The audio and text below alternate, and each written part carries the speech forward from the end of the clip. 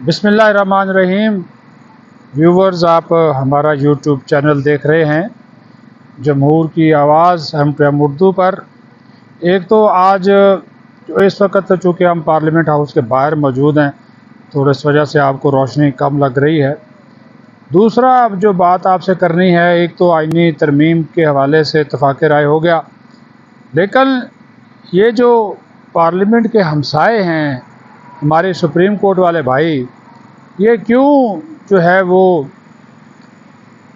Parliament की बालादस्ती को तस्लीम करने के लिए तैयार नहीं हैं।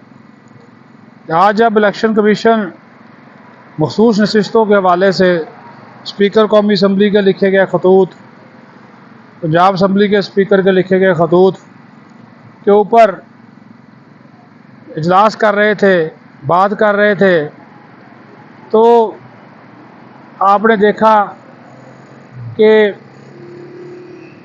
जो है वो उसी वक्त एक वही जो 8 जजेस का एक वज़ाती फ़ैसला मज़ीद वज़ाहत की सूरत में सामने आ गया। हालांकि उन 8 जजेस में से 3 जो थे वो इधर मौजूद ही नहीं थे, वो कराची में थे।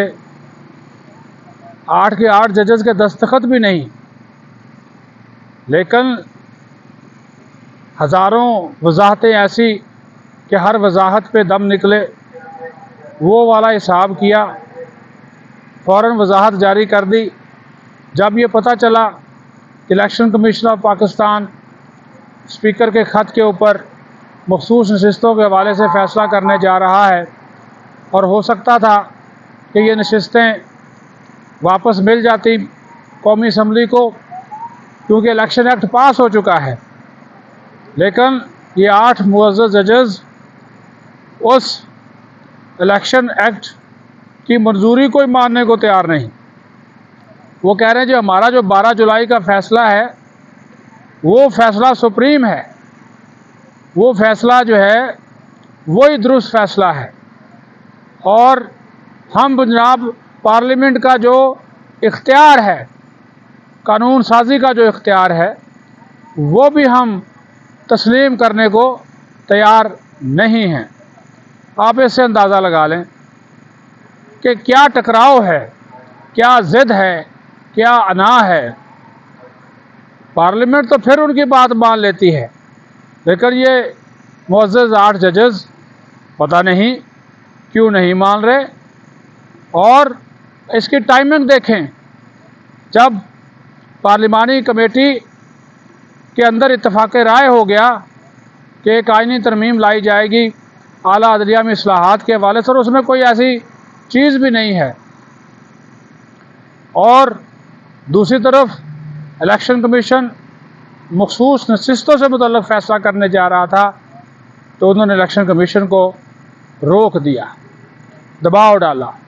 ना सिर्फ उनको कहा कि इलेक्शन कमीशन ने जो हमसे वज़ाहतें मांगी हैं वो वज़ाहतें हम रद्द करते हैं, बल्कि एक अजीबोगरीब प्ली ली कि PTI ने और बाज़ दीगर वकला ने हमसे दोबारा वज़ाहत के लिए रुजू किया है, तो हम जो है वो उनको दोबारा वज़ाहत के लिए बता देते हैं कि सुप्रीम कोर्ट का जो फ़ैसला है वही अटल फ़ैसला है। पार्लियामेंट जाए भाड़ में, पार्लियामेंट जाए जहाँ भी, कि उसकी कोई अहमियत नहीं, हमारी अहमियत है।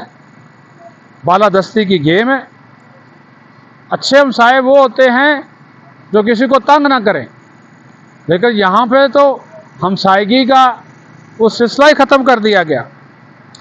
वो तो हमसायगी को दुश्मनी में तब्दील कर दिया गया, यानी कि अपना इख्तियार मनवाना चाहते हैं, पार्लियामेंट का इख्तियार नहीं मानते। जैसी भी पार्लियामेंट है, ये 24-25 करोड़ आवाम की नुमाइंदा पार्लियामेंट है। कानून साजी, आइन साजी इसका इख्तियार है। देखो, जो कानून बनाते हैं वो कहते हैं नहीं जी हम सुपीरियर हैं, क्यों कानून बनाया। अब आज पार्लिमानी कमेटी ने एक फ़ैसला कर दिया, और अच्छी कानून साजी जो है वो हो जाएगी। कल या परसों आपको पता चल जाएगा, नया जो कानून है वो बन जाएगा, और 26वीं तरमीम मंजूर हो जाएगी।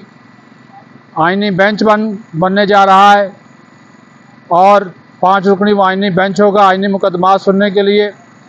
चीफ जस्टिस की तकर्री पार्लिमानी कमेटी करेगी और सीनियर मोस्ट चीफ जस्टिस नहीं बनेगा। जो 3 सीनियर जजेस होंगे उनमें से किसी एक का पैनल जाएगा, वो बनेगा। तो वो तरमीम भी इनको चुभ रही है। इन 8 जजेस को नज़र आ रहा है कि शायद हमारे ख़िलाफ़ कोई तरमीम आ रही है, ये हमारे ख़िलाफ़ कोई मामला होने जा रहा है, तो लिहाजा इन्होंने फ़ौरन लंगोट कस लिए। ये भी तो एक बड़ी अजीबोगरीब बात है ना। इस बात को समझिए, इस बात की तह तक पहुँचिए, और बहुत ज़रूरी है पहुँचना। इस बात की तह तक पहुँचिए कि जनाब उस वक़्त इसकी टाइमिंग क्या है, यानी कि उसी वक़्त वजाहत दोबारा जारी करनी थी और बिन मांगे वजाहत दे दी। आज की वजाहत बिन मांगे है, कोई भी नहीं गया, कहते जी PTI ने मांगी थी वजाहत। जब तरमीम पास हो गई, पार्लिमानी कमेटी से मंजूर हो गई, उस वक़्त ही वजाहत करना जारी याद आया। जब इलेक्शन कमीशन का इजलास हो रहा था, उस वक़्त ही ये सारा करना याद आया। तो कुछ ना कुछ तो दाल में काला है ना, हज़म ही नहीं हो रहा। हज़म होना चाहिए।